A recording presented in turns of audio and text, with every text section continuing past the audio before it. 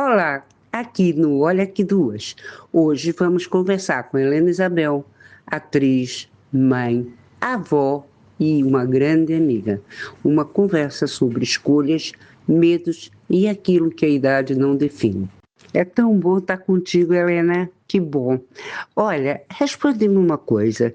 Quando a Helena Isabel não está a representar a ninguém, quem é ela? Como se comporta?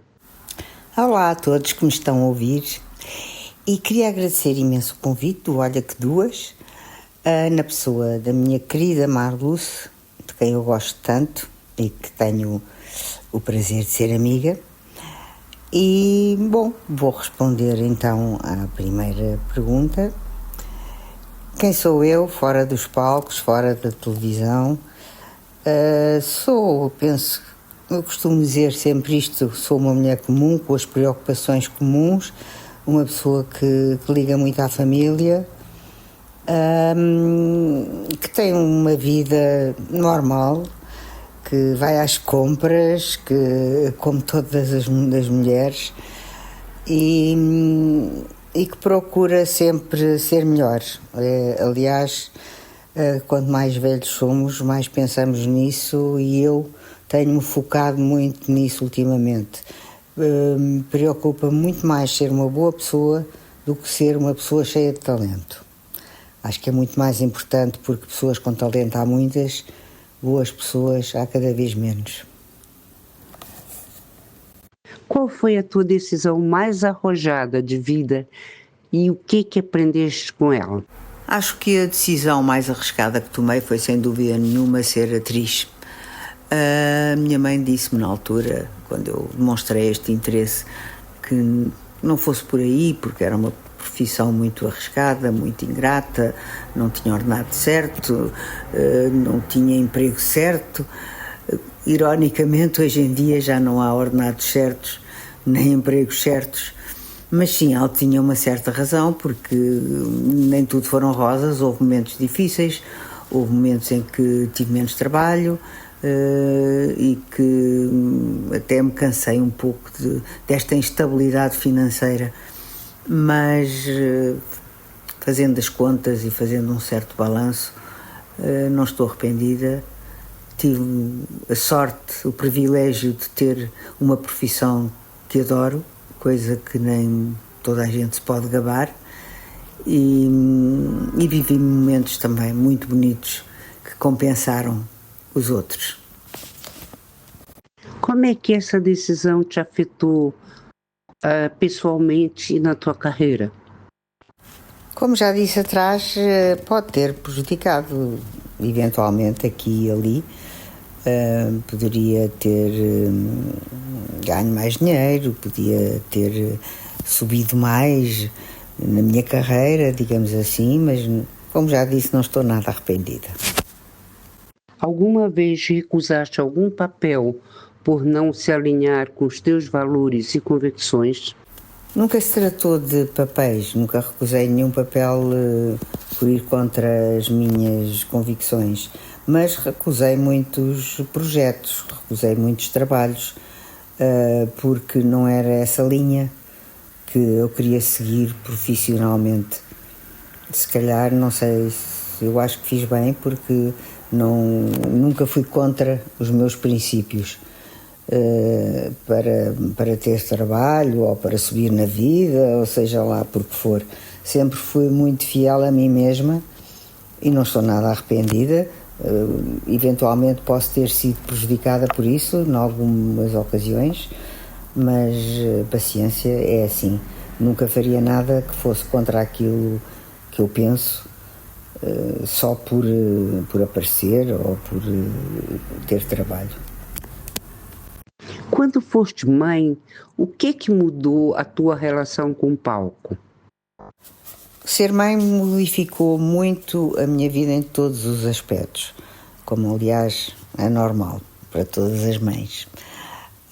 A partir daí mudou obviamente a maneira como eu encarava a minha profissão.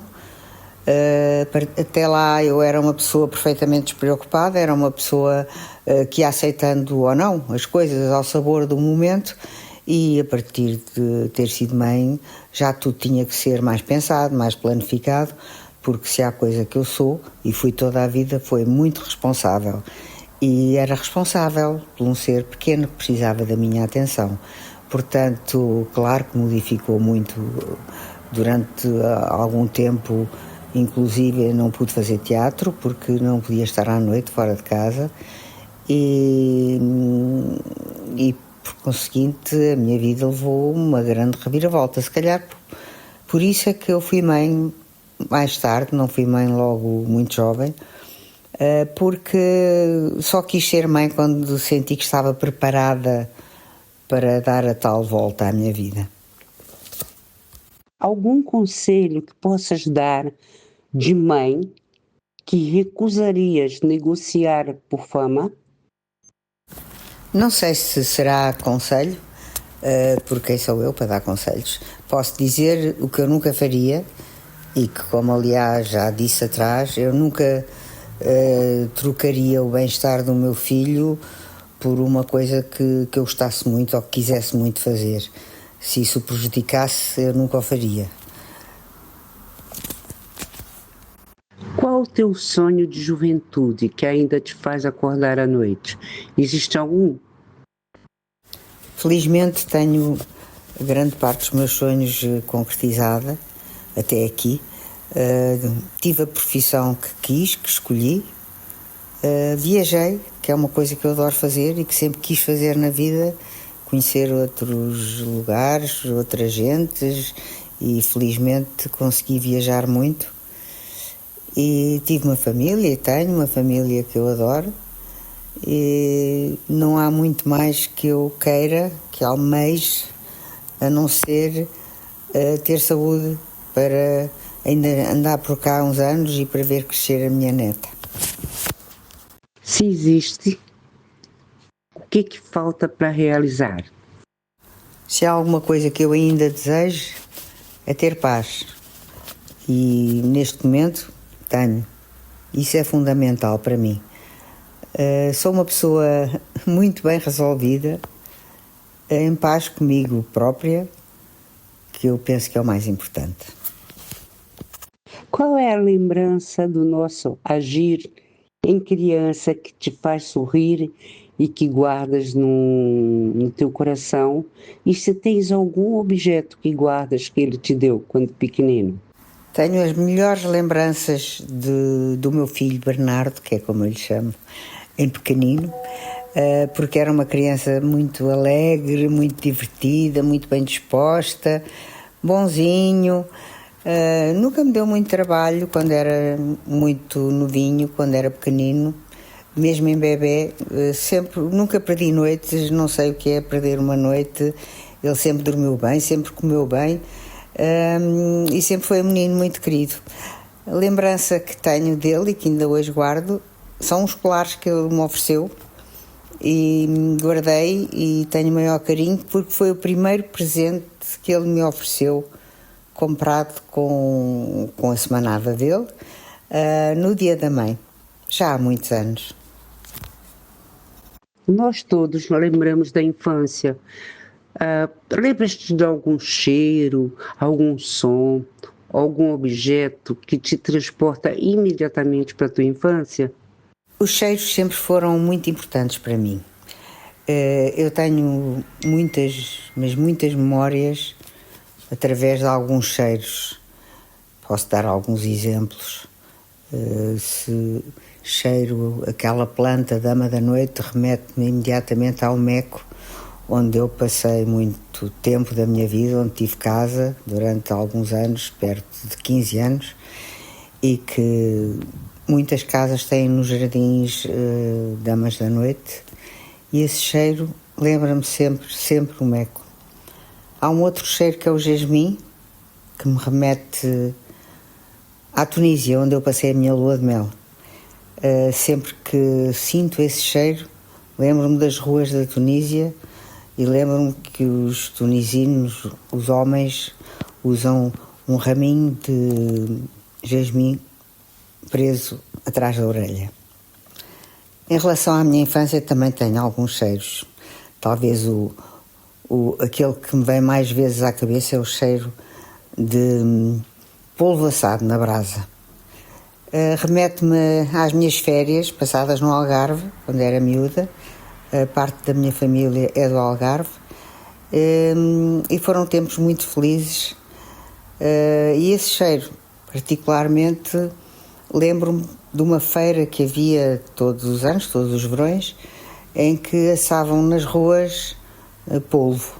E as ruas ficavam empestadas desse cheiro. Mas era um cheiro, para mim, era um cheiro agradável a quem não goste. E ficou-me sempre na memória essa feira, essas férias que passávamos sempre em agosto, em Carvoeiro, mais precisamente. Se existir alguma coisa, algum cheiro, algum som, me descreve em 3 palavras, por favor. Infância, feliz, família. Qual é, por exemplo, a tua rotina matinal? O que é que te define quando acordas? O que é que fazes?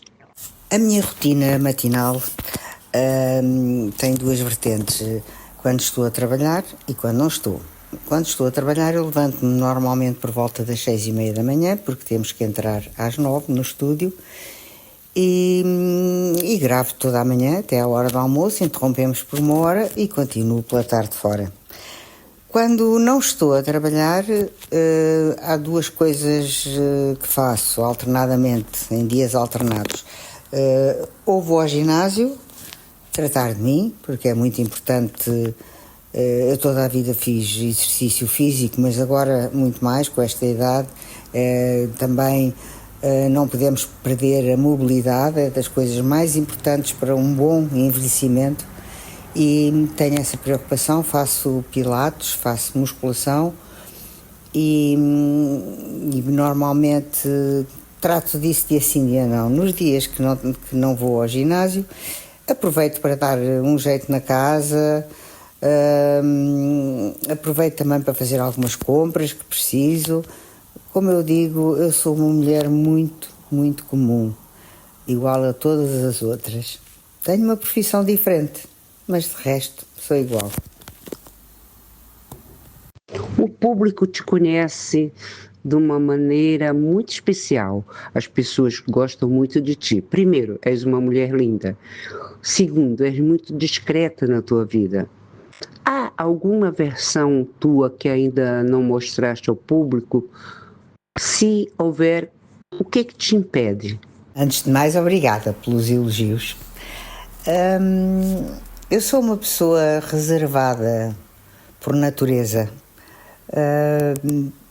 Estou mais à vontade com os amigos, claro, mas quando conheço mal as pessoas sou reservada. Por isso eu nunca poderia expor muito a minha vida publicamente, por uma questão de feitio, mas também não só, porque acho que os atores e as pessoas que vivem de uma imagem pública se devem resguardar um bocadinho, porque nós já somos tão vistos diariamente e acho que a única coisa que nós podemos guardar para nós é a nossa vida privada. Acho que é uma faceta minha que realmente o público não conhece. Eu acho que as pessoas têm uma visão da minha pessoa como uma pessoa muito certinha, muito equilibrada, e não é bem assim. Pronto, já fui mais maluca quando era nova, mas há uma certa dose de irreverência que continua a existir em mim. Eu continuo a gostar de fazer coisas diferentes, coisas mais arriscadas, mais arrojadas. Quem me conhece bem sabe que eu não sou nada de todo uma pessoa certinha, conservadora. Não, pelo contrário, eu sou uma pessoa que gosta de viver no seu tempo, sou uma pessoa moderna e sou uma pessoa para a frente, às vezes até estou um pouquinho à frente do meu tempo. E essa faceta acho que as pessoas não conhecem de mim, porque a resguardo e guardo para os meus amigos mais íntimos. E para finalizar, minha querida, eu gosto muito de ti, tu és um exemplo para mim. Primeiro, és um pouquinho mais velha que eu, 2 anos, mas eu quero chegar daqui a 2 anos como tu. Faço um esforço danado, mas vou chegar. Não que a beleza seja muito o mais importante, mas, como nosso poeta dizia, beleza é fundamental. E nós sabemos disso, vivemos muito também nas nossas profissões, como manequim, como atrizes, como, sei lá, as pessoas gostam de ver o bonito, não é? A vida, a alegria, e isso tu tens. E por isso é que eu te admiro tanto. Além de te admirar como pessoa, amiga, és uma pessoa que tens imensa classe, imenso nível, és uma pessoa transparente, és uma pessoa verdadeira. Não andas aí metida em ponta de pés para aparecer aqui ou ali. E o pouco, porque eu acho que a gente nunca conhece totalmente uma pessoa, mas o pouco e o muito que te conheço, eu gosto muito de ti, Helena.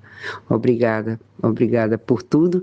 E vou te pedir uma frase para alguém que lesse daqui a 30 anos e que tu gostasses que lembrassem de ti com essa frase.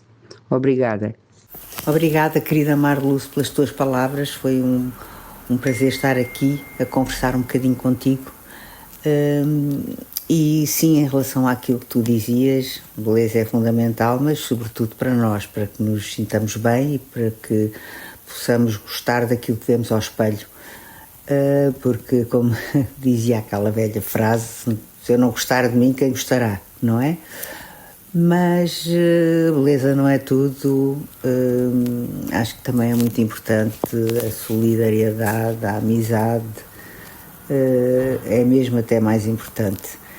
E a frase que eu gostaria de deixar não é tanto uma frase, mas sim uma declaração, que é: façam tudo aquilo que vos apetecer, sem prejudicar ninguém, claro. Eu costumo dizer que só me arrependo daquilo que não fiz. E a vida é muito curta e passa a correr.